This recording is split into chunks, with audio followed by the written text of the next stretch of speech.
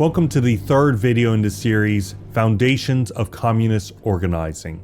Today we'll be going over the 1864, 71, and 72 piece, the Provisional Rules of the International Workingmen's Association, which is the First International. I've subtitled this, Centralize Nationally, Cooperate Internationally for Revolution.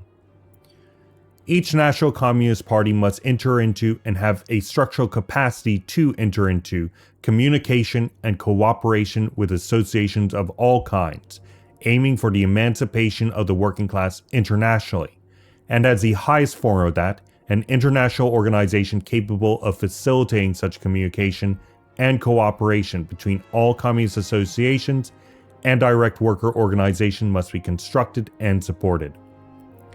This international communist organization must be made out of the combined national workers' movements acting along class lines, represented by central national organs which harmonize with others of their kind. All members of this international communist organization need to protect any foreign communists who have left their nation for any political or economic reasons.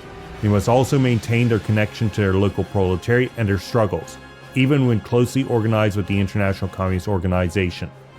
In addition, in order to protect against reaction, the working class needs an organized, disciplined, and militant political class-based party rather than simply a working men's association, trade union, syndicate, and so on.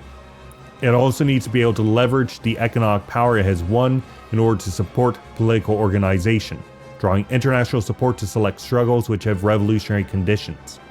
For this to work, the working class, organized on militant lines, needs to unite economic movement and political action.